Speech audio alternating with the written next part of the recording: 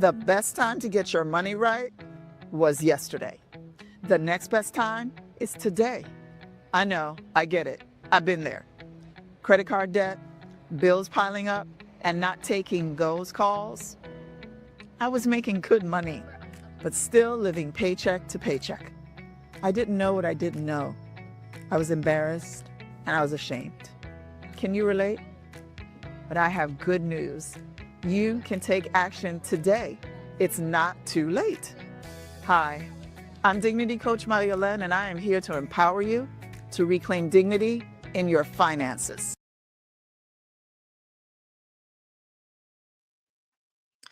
Hey, everybody. I am super excited about today. But I want to tell you something interesting that happened. So I was having a conversation with a client, and we'd had a one-on-one, and this was the follow-up. And as soon as we got on, she said, I didn't do any of my work from the last time that we met, even though I had a week. And I need you to hold my hand. Like, you're going to need to be here. That's the only way I'm going to get it done. And I said to her that the dreams and the goals that you have for yourself and for your money is in your reach. It's not in your hand. The reason it's in your reach is because there's some work you have to do. You have to reach for it. It's not going to come like this. So you've already said that you need to control your savings. You need to control your spending. You need to do all of these things because you have business ideas. There's people you want to bless. There's all these things that you want to do. Well, no one is going to care about your money as much as you should, period. And no one should. No one should know more about your finances than you. Once you know about your finances, then you can have financial conversations with a financial planner. So this is something we've talked about before on the show and in the workshops and in the boot camp and in the community, that you want to have a working knowledge of your finances. That is why financial literacy is so important. So I told her, imagine that you were in a burning building and a fireman came and got you out of the burning building and set you up on a corner. All your baby hair is gone, your eyebrows, and your clothes are charred. And the fireman goes, all right, well, see ya. You'd be like my home is gone, my this is gone. What am I going to do? You're still going to need to go to the doctor. You're still going to need to go to a physical therapist. You're still going to need new clothes. You're still going to need another job. You're still going to need to find another place to live. So if you do not take responsibility for that, then you're going to still stay on that corner. The fireman did what he was supposed to do. The question is, what are you going to do? Same thing with the financial planner. You should have basic financial literacy and know what your goals and hopes and dreams are about your finances. Have a budget, have goals, 1, 3, 5-year plans, so that the conversation you have, the more of that information you have, the more the financial planner can help you and can help you be accountable. What I said to my client was, we're going to put times in your calendar that you're going to work on your finances. Are you a morning person or afternoon person? I'm a morning person. Okay. What day? All right, Wednesdays. Okay.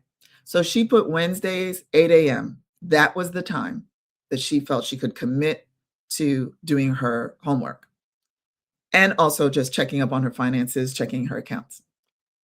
So I said, I'll be your accountability partner. On Wednesdays, you text me and you say, hey, I'm about to go do my finances. Again, not in your hand, in your reach. That's why I'm so excited to talk today, because today, y'all need to tune in.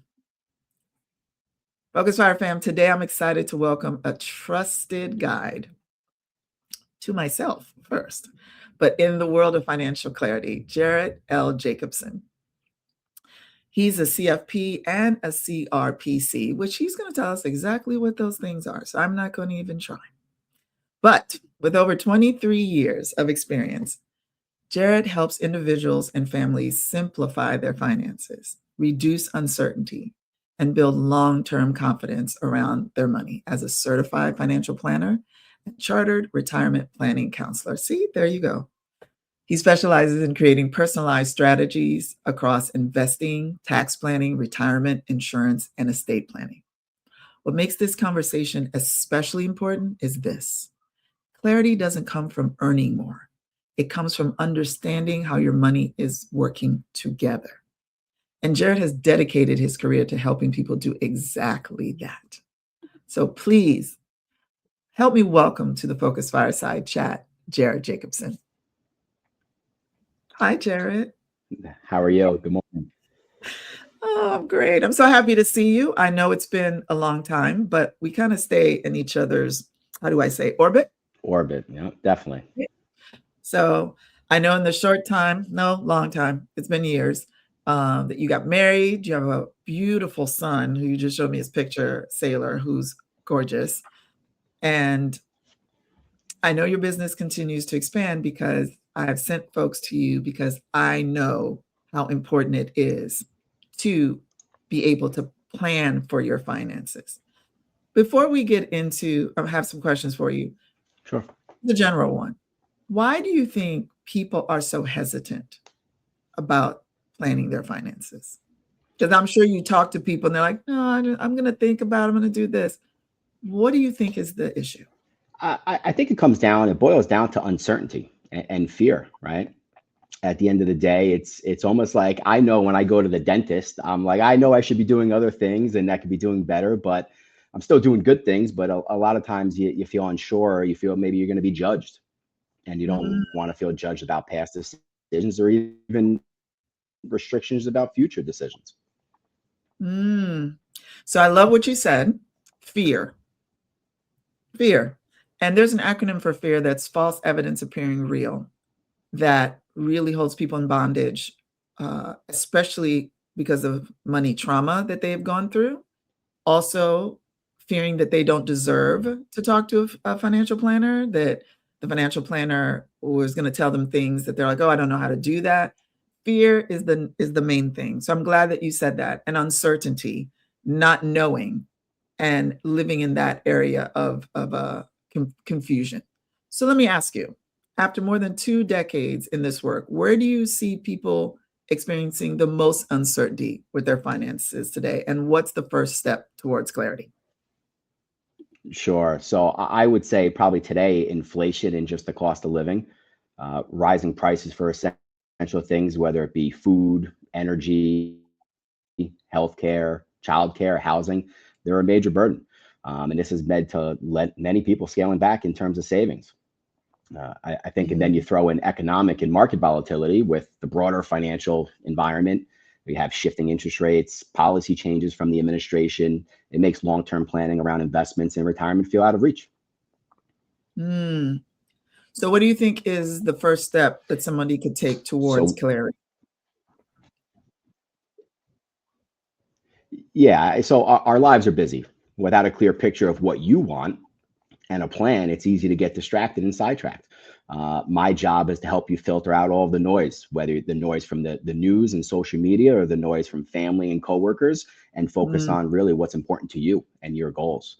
Um, so the first step is to have a plan, and you have to have the right plan though, right? You can use the internet and you can use ChatGPT to gather information, and all of that information will be accurate, but it may mm, not be appropriate for your specific situation.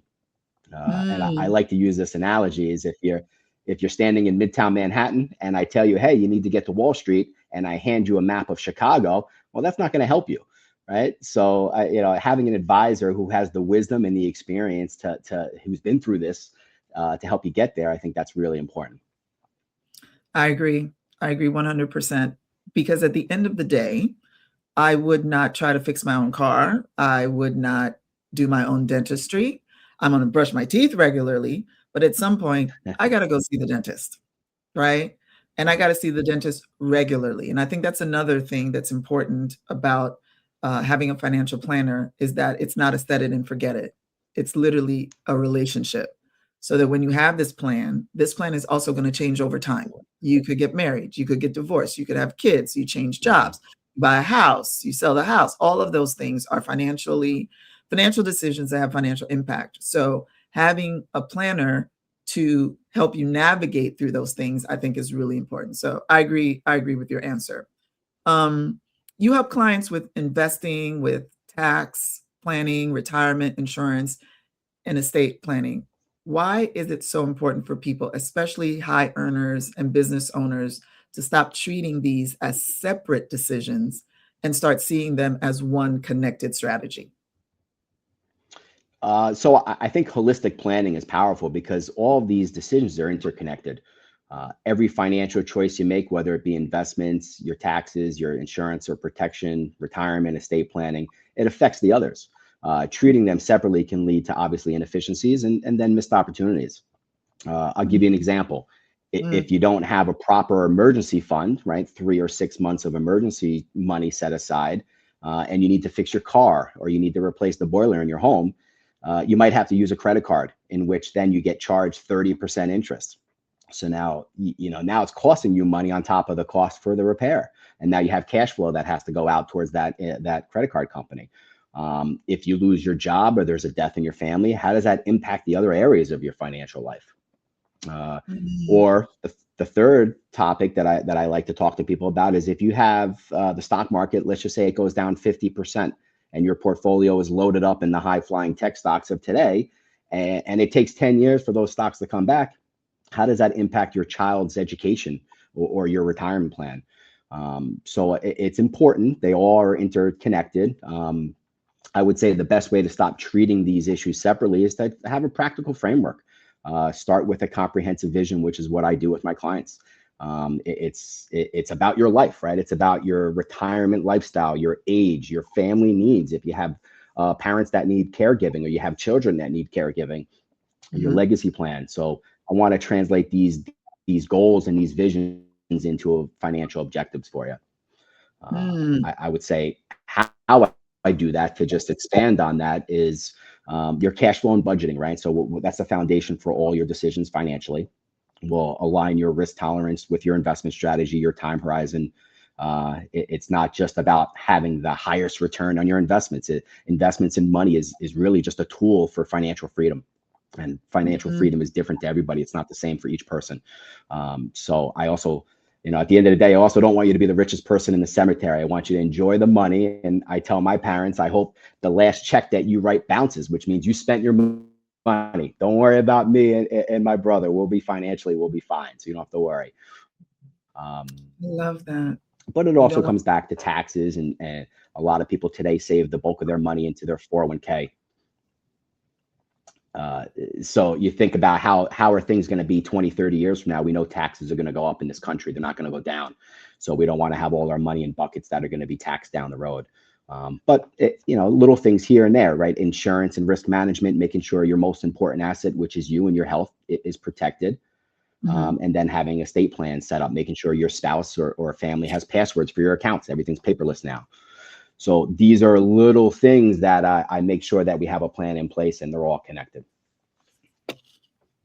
I love that you said holistically, because I think that most people, if you're operating in fear, have, you know, how do I say, it's trying to keep the money, right? Whereas you're talking about having a plan where you're putting all the money so that if you need the money, it will be available to you, right?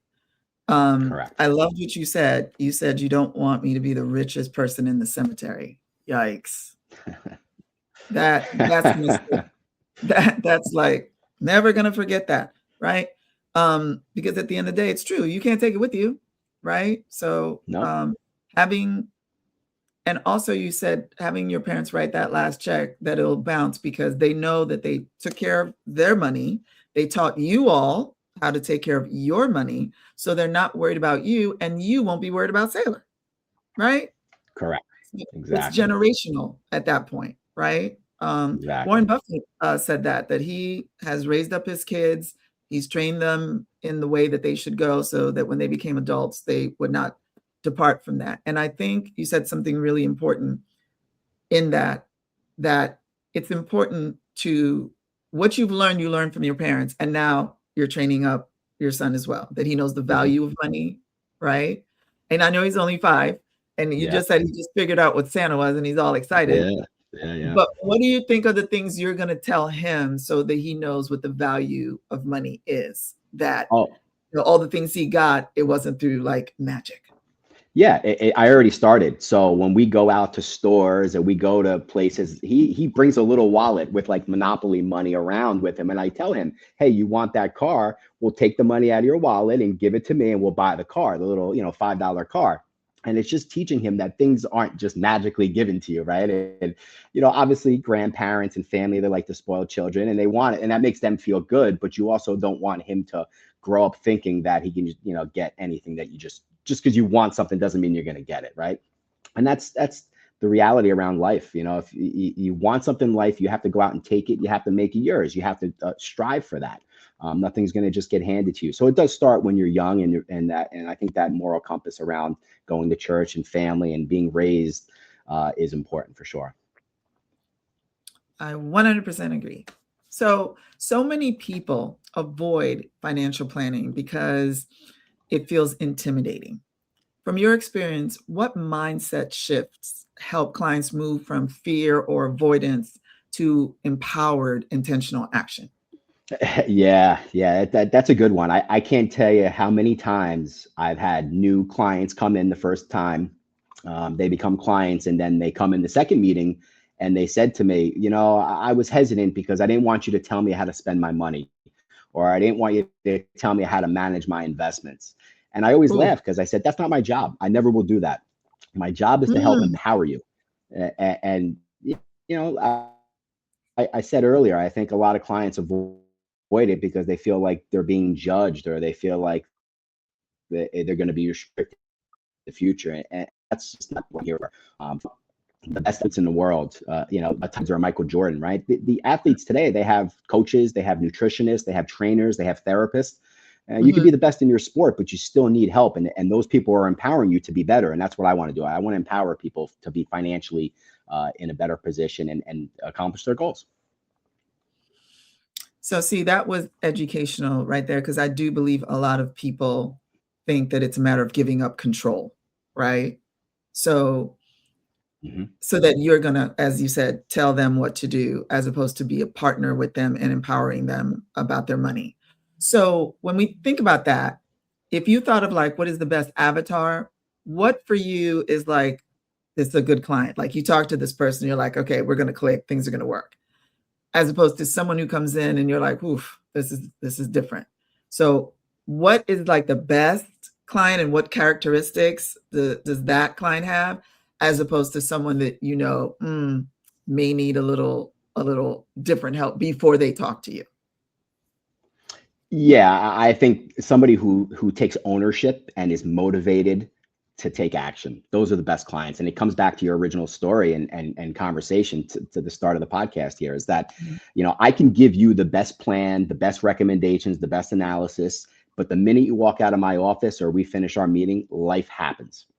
And if you're not motivated to accomplish your goals, I can't help you, right? At the end of the day. So people often think they need to have everything figured out before starting with me, and that's not true.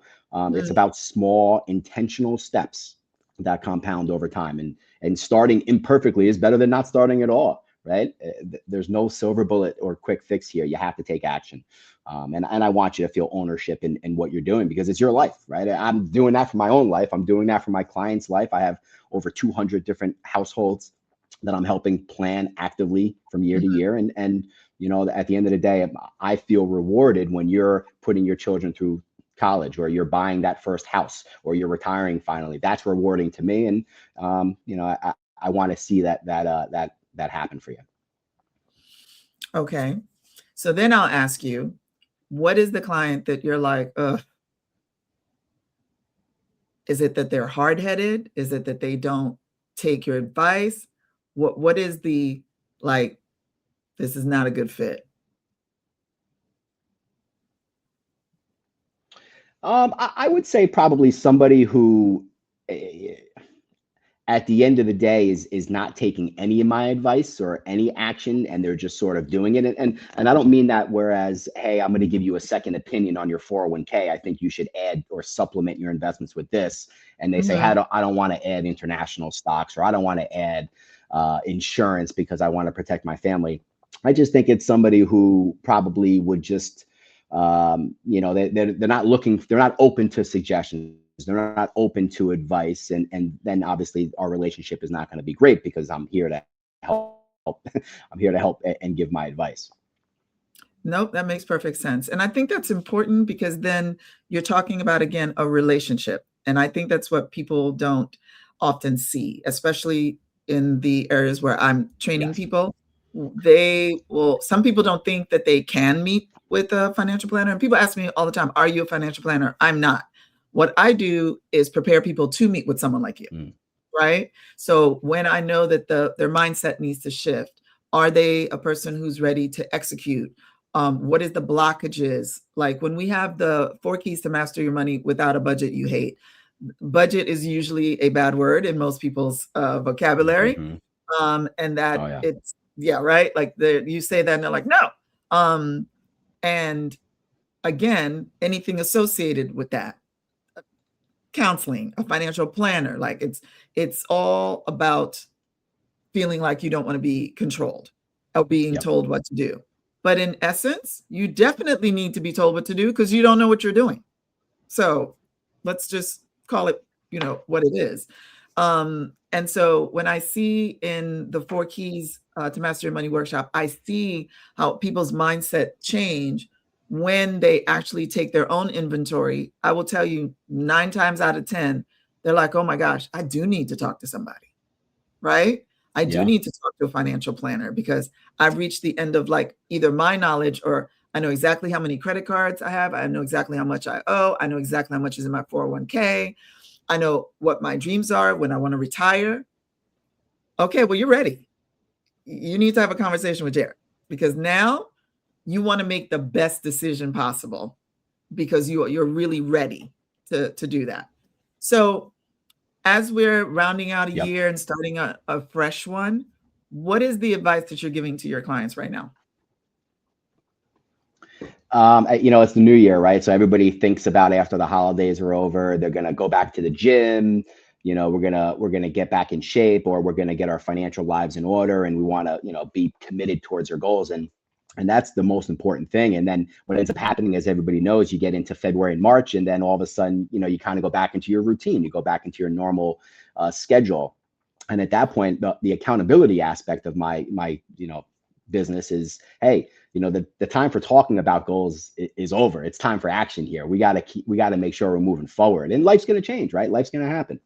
So that's where meeting every quarter or every 6 months and saying, okay, well, what's changed in your life, and how do we adjust, right? Because nothing is ever going to be static, right? And I think you made a good point. What got you here is not going to get you to the next point in life, right? The next position in life, you got to continue to grow. You don't want to plateau.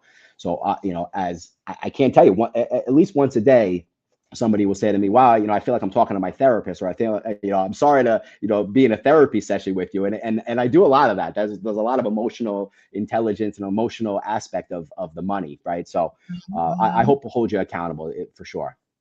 Mm. I appreciate that you said that because it needed to be said about the you being a therapist sometimes. The attachment we have to money is almost irrational. It's spiritual, it's emotional, it's psychological. It is all of those things. And which, again, if we're not, as you said, emotionally intelligent ourselves, our money runs us. We don't run the money.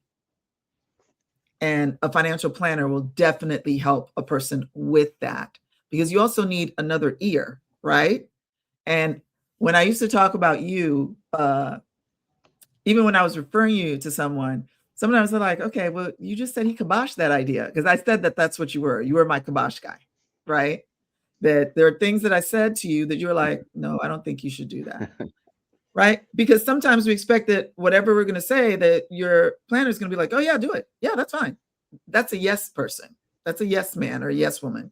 Mm-hmm. And you were never that for Mm-hmm. me, right? If I made said I was going to do something, you're like, the decision is ultimately yours, but here's why I don't agree with this, or here's why I think you should do it this way, or you want to do it, but here's a better plan to get to where you're going. And I appreciated that, right? You were the nicest kibosh guy, like, because I'd go home and be like, hey, he said no, but he did it so well, right? But it always worked because you were right. So I can, I'm grown up now, so I can say that. That you do need to be a therapist, a priest, a counselor, and all of those things because of the emotional attachment that we have to money. So I'll close with this. How did you get into this, Jared? What made you want to become a financial planner? Yeah, that's a good question. And so I always knew growing up I wanted to be in business. I just kind of knew I wanted to wear a white shirt, and here we are 40 something years later and I'm wearing a white shirt, right? So at the end of the day, it was just something that I knew. But then I went to Manhattan College, and I have a degree in finance, and I was learning information in textbook and in theory. But then when I started talking to family and friends, and they were like, wow, like they were very they wanted to know, they had questions, and whether it be questions around how to leave a tip at a restaurant, how much is the proper percentage, or how do mortgages work, or how do you get a car loan. These were things that you think you would learn in high school or even college, and you didn't get that information. So I realized that the information that I had, and some of the obviously learnings that I had from the degree in finance were very valuable. And I said, all right, well, you know what? I can help people like a social worker, but I can also make money financially and do very well for myself. And if I can pair those two things together, I could have a career that I love. And I say this to everybody: if I hit the lotto tomorrow, I don't play the lotto, but if I hit the lotto tomorrow, I would come to work every day. I maybe would take more trips and travel and play more golf, but I would continue to do what I do because I don't get up in the morning and feel like I go to work. I feel like I'm doing what I love. And that is the key to a successful life, I think, in my opinion, is to love what you do. It doesn't feel like a job. And obviously I'm helping people, so that gives me a lot of joy. Well said. That's exactly right. I could tell that in my interaction with you, and for the people I've referred to you, that they come back and they say the exact thing, that you are very passionate about this and that you really do want to empower people because it's a win-win situation, right? Like you said, it brings you joy knowing your client Yeah. is able to purchase a house, is able to send their kids to college, right? And you want to be affiliated with that. So I could talk to you for like 3 more hours, but I could. So I'm going to ask you to come back. Would you do that? Of course. It'd be Yes? my Okay, pleasure. great. Because I think that there's a couple topics that you mentioned that we could dive deeper into: the estate planning, the Mhm. taxes, and things like that. That maybe we can crack them open a little bit more for folks, and that would help them. How do people stay in contact with you? So, I'll give Connie and you obviously all of my contact information. We'll put it up, but you can find me on the website. I have a website. It's through Ameriprise Financial, and I'm open to meet with anybody at any time. We could do it virtually. We could do it over the phone, and there's no obligation to work together. There's no cost to speak.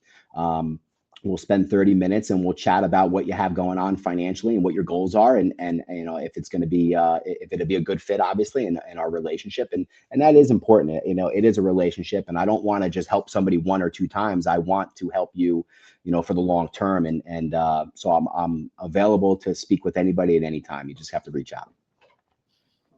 Jarrett, thank you. Thank you for coming on today. Thank you for not just giving information, but really challenging people in the best way to level up. And in their finances is one of the first place that we could do that. And as we're closing out the year, this is the time to start to do that. So thank you. I can't wait for you to come Thank back. you. I appreciate it. And I just wish you happy holidays, Merry Christmas to you and Thank your you. You family. too. Thank you. Thank you so much. And I can't wait for you to come back. Thank you. I'm looking forward to it. All right. Bye-bye. Woo! All right. I could talk to him for 3 more hours because, again, who listening has got their estate planning together, has got their taxes together? If you're a business person, did you put your quarterly taxes? Do you have that in place? we're going to blink and it's going to be time to do our taxes. Are you the type of person that you just bring a trash bag full of receipts? Or do you bring an accordion folder that has all of your stuff? Does your accountant like you, right? Like secretly? Mine loves me because I'm very big on my accordion folder and all of my stuff in order. But I did live the trash bag life of receipts when I was ignorant and I didn't know any better. So I encourage you, if you are afraid, I'm letting you know there's nothing to be afraid of. What you need to do is find the person you click with. Everything that Jarrett said about having your finances together is useful information. Nobody can deny that. So I'm going to close with what he said. 2 things: moving from goals to action. So you have to stop talking about what you're going to do and actually do it as it relates to your finances. Why? Because you do not want to be the richest person in the cemetery. I'm going to remember that forever, I'm going to say. So thank you, everybody, for joining us. Of course, you can visit focusedfire.life/4keys. We'll be putting out the new dates for the top of the year for our workshop, 4 Keys to Master Your Money Without a Budget You Hate. This is what you need to take, because then you'll be so excited about where you are that you'll want to run, not walk, to go meet with a financial planner, just like Jarrett. All right, you heard it here first. Until next time, bye-bye.